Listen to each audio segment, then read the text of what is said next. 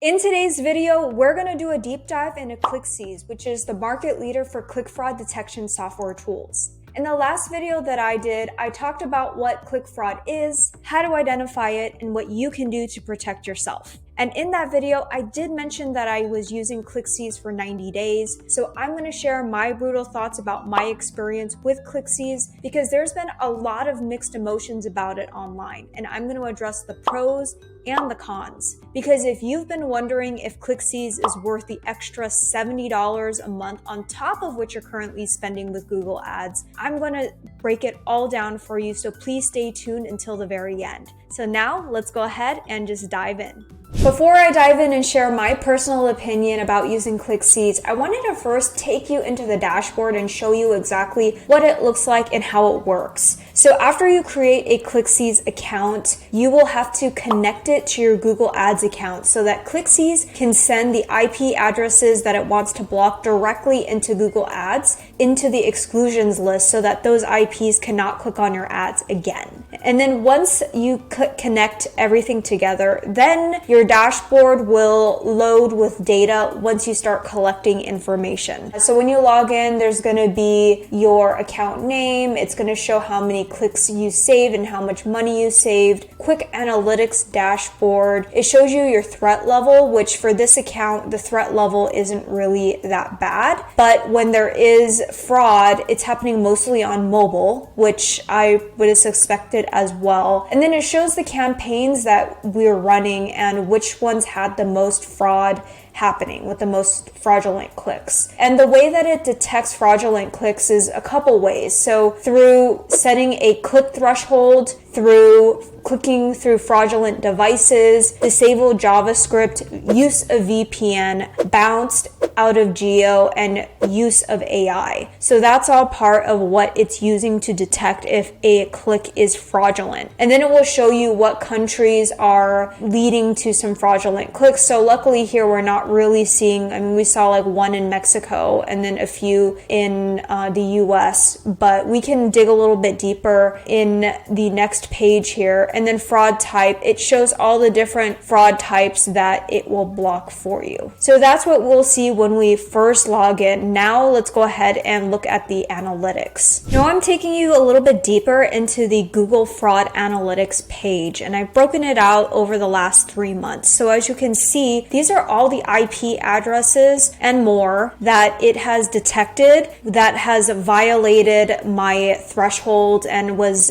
detected as a fraudulent click. So within ClickCease, you can set your own thresholds in terms of what you want to be deemed as a fraudulent click, whether it's someone that's clicking on your ads for multiple times or bounced off of your website under 5 seconds. You can set these thresholds so that you can have more control over the visitors of your website. Because if someone has clicked on your ads more than 3 to 5 times in the last day and they're not actually taking action, that's probably a sign that it's fraudulent and you might really want to consider blocking that out. And on top of that, if someone's gone to your website and then they leave within 5 seconds, they either went to your site and didn't see what they were looking for within 5 seconds, or that they were fraudulent and they just bounced and wanted to charge you for that click. So that's something that ClickCease will be able to help you detect and will automatically add these IP addresses to your Google account so that your accounts will be able to block these fraudulent clicks from happening again. And then within that, we'll be able to see beyond the blocked IPs, the countries in which your ads have had fraudulent clicks, which you've seen in the last section of the video, the keywords that have drove these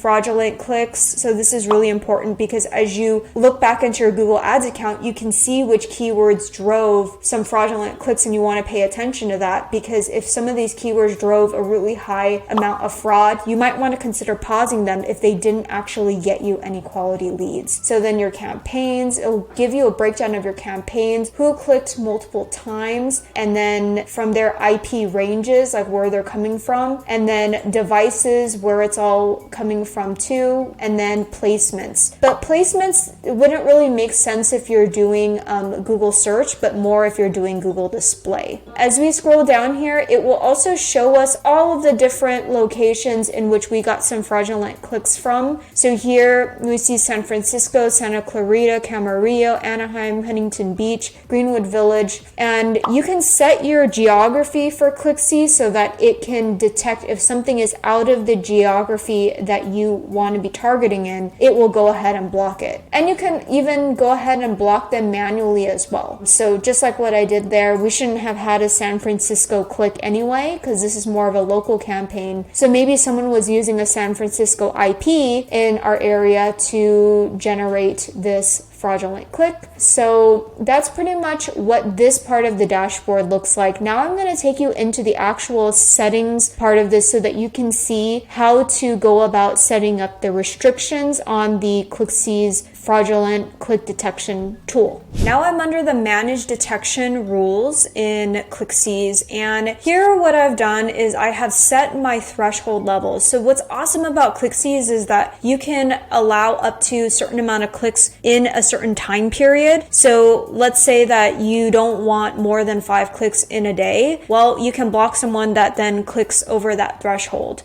So that's really great because then it allows you to have more control over the weird behaviors that ClickCease is detecting in your campaign. On top of that, it will detect IPs based off of device IDs. You can block IPs by country. One downside to all of this is you can't block IPs by city, county, or state. It can only be country. So that's definitely a downside here. JavaScript disabled browsers. So anyone that's disabled their JavaScript, we can go ahead and block that. VPN. So VPN's a little bit tricky because some people that are not bad actors might intentionally use a VPN for privacy reasons, but it will also depend on your industry. Like if you're serving the senior care industry, it's very unlikely that if you're targeting seniors searching on Google that they are going to be using a VPN. So if someone's using a VPN and they're clicking on your ads, they're probably not really your ideal client anyway. So that's also another thing to weigh out, is whether or not, like, how aggressive you want to be with blocking out certain people using certain devices and certain tools. And then we'll also look at behavior analysis. So if anyone spent less than a certain amount of time on your website, it will detect it and block it. So there's a lot of great features here that I found useful in the actual threshold setup that allows ClickCease to then identify those IPs and block them immediately within my Google Ads interface. I get a lot of questions about ClickCease, and number one question is, does it actually work? And to answer that question, after using it for over 90 days, I can attest that it does work. But I think the bigger question that should be asked is it even worth it? Because there's a lot of confusion out there on the effectiveness of ClickCease and other click fraud tools. But I think the bigger question really needs to be, is it worthwhile, especially for being a tool that is an additional expense outside of what you're currently spending on advertising? So now let's address some of the biggest cons that I found with ClickCease during the time that I used it. So number one, ClickCease blocks suspicious behavior after the fact. So you'll still be charged for that initial bad behavior that triggered that suspicious action, but the IP will then be blocked after it meets that certain criteria that you set. And I don't know if there's really any way that ClickCease or any other software tool can detect suspicious behavior before it happens, but that's definitely something that I'm not really too fond of. Number two is location reports. Location reports within ClickCease did not match up to the location reports within Google Ads. So that's a little bit strange because within ClickCease, I was seeing clicks from Colorado, Florida, New York, and in Google, I was only seeing clicks from Southern California, which was my ultimate goal, and my settings and matched locations were within Southern California. So why was there a discrepancy between what ClickCease was reporting and what Google was reporting? I went to ClickCease customer support and I asked them that question, but they did not really give me a very straight answer. They just told me to check with Google support. So basically what they're trying to say is that Google was the source of truth, and that's where I'm a little bit iffy because I I'm not really sure if I can truly trust the ClickCease data because it's not matching up to what I'm seeing in Google. Another big drawback that I see with ClickCease is that it's very unlikely that you can get a refund by using the ClickCease reports. I've personally tried to submit reports a couple times to show Google that ClickCease has detected all these fraudulent clicks within these fraudulent IPs, but was not successful a couple times within my requests to get the refunds from Google. Google's response was that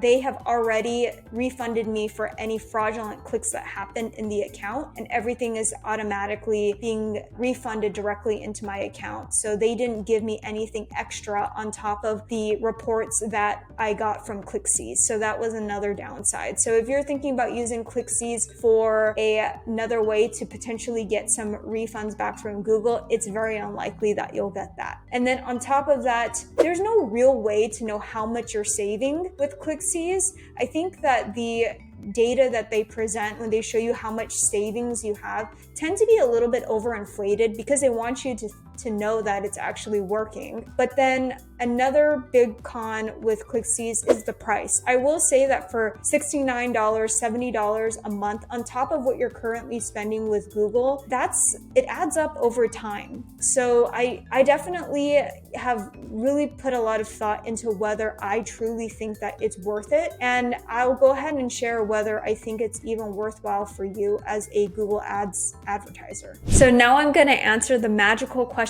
that you stayed around for, and it's, is ClickCease even worth it for me to use? And my answer to that is, it is. If you meet at least 3 of these criteria points, then you should really consider using ClickCease despite some of the shortcomings that I mentioned. So number 1 is that if you're spending more than $3,000 a month, having an additional $70 fee is not really that much of a bigger expense. So I would definitely say that it's probably not a big deal at that point. Number 2 is that if you operate in a very competitive niche where you have new competitors showing up on the scene pretty much every week, every month, and so forth, definitely might want to consider it for that. Number 3 is if your cost per clicks are expensive. And in my book, I generally think cost per clicks that are expensive are in the $15 range or above. Number 4 is that if your click-through rates for non-branded keywords are in the 10 to 15% or more, because that's very unusual for non-branded keywords. And then number 5 is that if you're noticing a lot of clicks coming at very unusual times of day that are really driving up your cost, you definitely want to pay attention to that. And you might want to consider using ClickCease as a monitoring tool to help you with blocking out some of the bad traffic that might be coming through. So there you have it. ClickCease is not for everyone, but I'd only recommend it for those specific use cases and criteria that I just shared. And to confirm, this is not a sponsored video. This is just from my personal experience using ClickCease. Is it necessary? Absolutely not. If you are on a limited budget, you can certainly just rely on Google to detect and give refunds on fraudulent click activity. But if you want to go beyond Google and know that you won't be able to get fully refunded by Google by using ClickCease, but you want to save money on future fraudulent clicks, you may want to give ClickCease a try, because click fraud is a real problem for both large and small advertisers. There's no way that you can be completely immune from it. Fraudulent clicks happen all the time, and there's just different ways that you can go about to mitigate and get things under control. And that's by using different click fraud software, or to just monitor on your own and just see when and where your clicks are spiking and looking at some of your activity on that front. So what are your thoughts on ClickCease and click fraud software? I would love to hear your opinions down in the comments below. If you found this video helpful, I would love it if you could give it a thumbs up, as well as subscribe to this channel. I post videos about Google Ads pay-per-click lead generation every week and would love for you to join me in the next one. Thank you.